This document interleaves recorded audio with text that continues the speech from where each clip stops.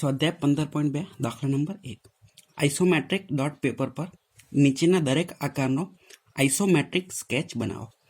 તો અહીંયા બધા આકાર આપ્યા છે, બરાબર છે. આ પહેલો આકાર છે લંબઘન છે, પછી આ આકાર છે, પછી આ એલ જેવો દેખાય છે એક આકાર છે, અને પછી આ સીડી છે, બરાબર. તો આ બધાને આઇસોમેટ્રિક સ્કેચ બનાવવાનો છે ડોટ પેપર પર. તો તમને બતાવું ડોટ પેપર કેવું હોય.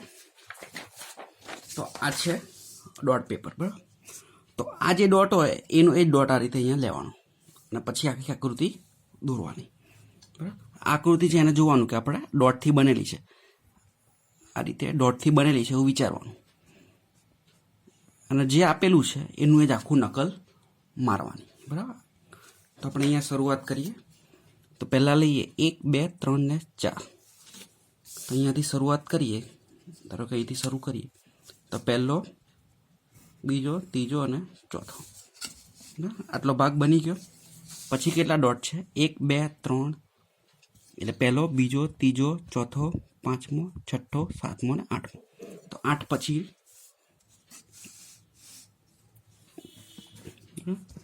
તો પહેલાં અહીંયા જોઈએ, અહીંયાથી શરૂ કરીએ તો પહેલો, બીજો, ત્રીજો, આ બરાબર છે. પછી અહીંથી આઠમો, પહેલો, બીજો, ત્રીજો, ચોથો, પાંચમો, છઠ્ઠો, સાતમો ને આઠમો. તો આ થઈ ગયો. તો આ દોરી લઈએ. પછી હવે જોજો, અહીંયાથી ઉપર જવાનું છે, પહેલો, બીજો ને ત્રીજો. તો પહેલો, બીજો, ત્રીજો અહીંયા. તો અહીંથી આ જોડી લઈએ. હવે જોઈએ આ ડોટ અને આ ડોટ, આ બંને જોડાયેલા છે, બરાબર. તો એને આખા સીધે સીધા જોડી દઈએ. હવે શું છે આગળ? હવે ત્રાસમાં જવાનું છે.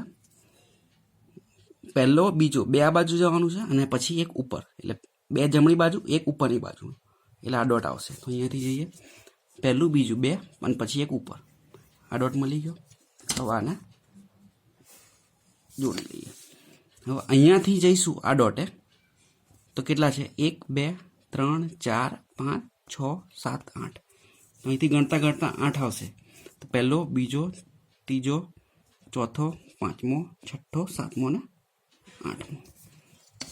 તો હવે જોડી દેવાના.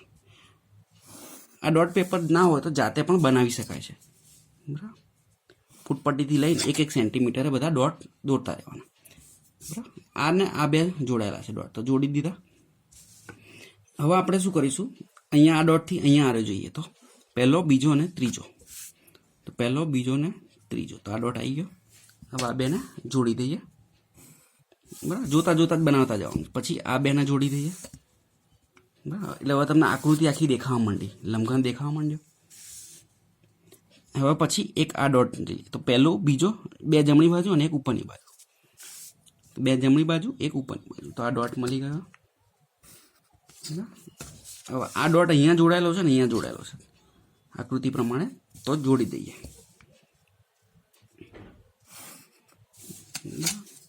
તો આખી આકૃતિ પૂરી થઈ ગઈ. આ જે છે એની એ જ છે. હવે લખી દે 3 2 અને 6 લખેલું છે, બરાબર. તો આઇસોમેટ્રિક ડોટ પેપર પર દરેક આકારનો આઇસોમેટ્રિક સ્કેચ બનાવો. તો પહેલા આકારનો આપણે આખો આઇસોમેટ્રિક સ્કેચ બનાવી દીધો, બરાબર. હવે એના પછી લઈએ, કયો લઈશું આપણે? આ જાતે કરજો, આ પણ જાતે કરજો. આ હું તમને દોરીને બતાવું છું, બરાબર. તો આ ઘણો સહેલો છે, બરાબર. તો શરૂઆત ક્યાંથી કરીશું? તો શરૂઆત આપણે નીચેથી કરીએ, બરાબર. નીચેથી, આ રીતે આપણે નીચેથી શરૂઆત. તો પહેલા 4, 1 2 3 ને 4. તો એક ચોરસ બનાવી દઈએ, બરાબર. હું હાથથી બનાવી દઉં છું કે જલ્દી બની જાય. પછી આ ડોટથી અહીંયા જવું હોય તો એક જમણી બાજુ, એક ઉપરની બાજુ, તો આવી ગયો ત્રાસમાં, બરાબર. પછી કયું છે? આ ડોટથી આ બાજુ, તો એક જમણી બાજુ અને એક ઉપરની બાજુ, જમણી બાજુ, ઉપરની બાજુ, આ ડોટ આવી ગયો. જોડી દઈએ, બરાબર. હવે આ ડોટ છે ત્યાંથી અહીંયા જવું હોય તો 1 2, બે જમણી બાજુ, 2 ઉપરની બાજુ, તો 1 2 1 2, તો અહીંયા આવી ગયો. હવે આ બેને જોડી દઈએ, બરાબર. અને ફૂટપટ્ટીથી જોડવાના છે. પછી અહીંથી જોઈએ તો 1 અને 2 ઉપર, તો આ ડોટ આવી ગયો. તો આ જોડી દીધો. પછી આ ડોટ છે 1 2 ઉપર, તો આ પણ ઉપર લઈ લીધો. હવે આ બે ડોટ જોડાયેલા છે તો આપણે એને જોડી દઈએ.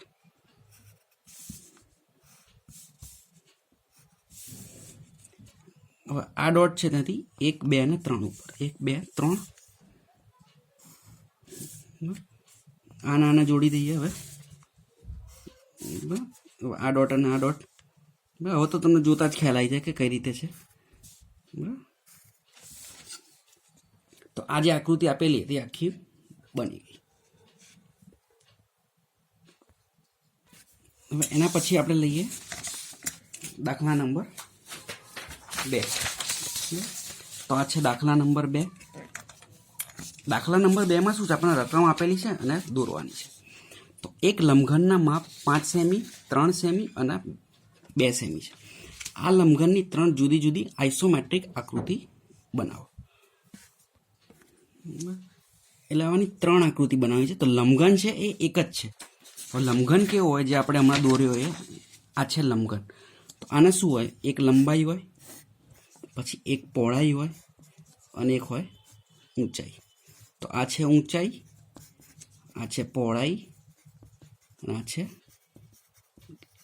હવાના આપણે કેટલી રીતે જોઈ શકીએ, એક આ બાજુથી જોઈ શકીએ, પછી આ બાજુથી દોરી શકીએ અને ઉપરથી દોરી શકીએ.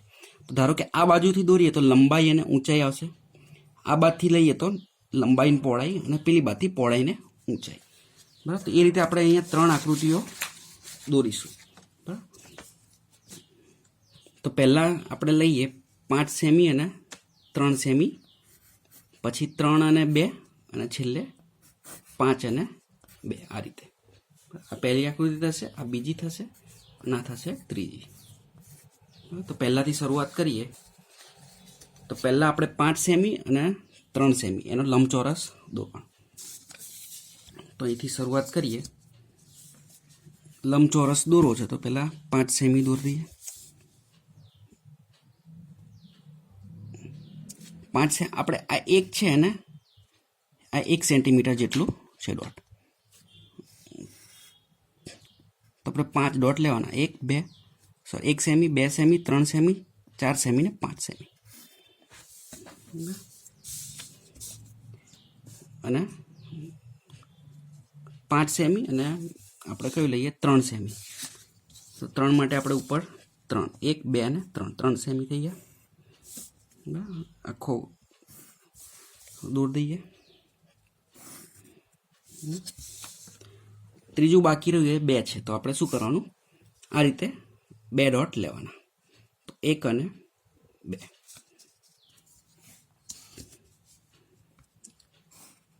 તો આપણે આ રીતે 2 ડોટ લીધા અને એ જ રીતે આખી આકૃતિ દોરી દઈએ.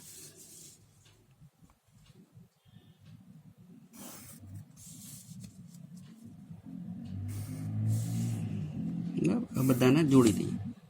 તમને ખ્યાલ આવી ગયો હશે કઈ રીતે દોર્યો છે. લંબઘન આ રીતનો હોય. તો આ થશે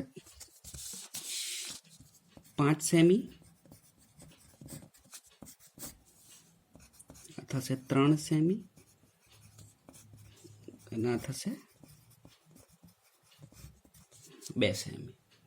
બરાબર, હવે આગળ દોરીએ આપણે બીજી રીતે. તેમાં કઈ રીતે આવશે, આપણે બીજામાં લઈએ 3 અને 2 અને પાછળની બાજુ 5. તો 3 અને 2 નો લંબચોરસ દોરીશું. તો અહીંયા નીચે દોરીએ. બરાબર, 1 2 અને 3 સેમી થઈ ગયું અને 2 સેમી. તો આ 3 આ 2 લંબચોરસ બનાવી દઈએ. બીજું છે 5 સેમી. તો 1 2 3 4 અને 5. તો 5 સુધી જઈશું આપણે. અહીંથી 1 2 3 4 5. અહીંથી 1 2 3 4 અને 5.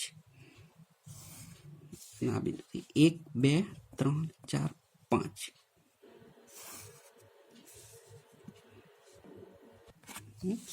અને આ જ રીતે આને આપણે જોડી દઈએ. તો આ થઈ ગયો આખો લંબઘન તૈયાર. 2 3 અને 5. અને હવે જોઈએ છેલ્લી રીત. તેમાં શું કરવાનું છે? 2 અને 5નો લંબચોરસ અને 3. તે પણ આપણે અહીંયા નીચે દોરી દઈએ.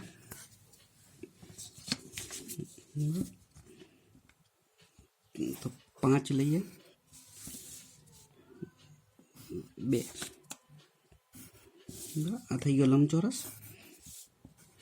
5, 2 અને 3. તો 1, 2 અને 3, 1, 2, 3.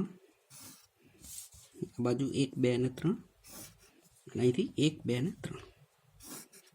બરાબર, 4 ડોટને જોડી દઈએ.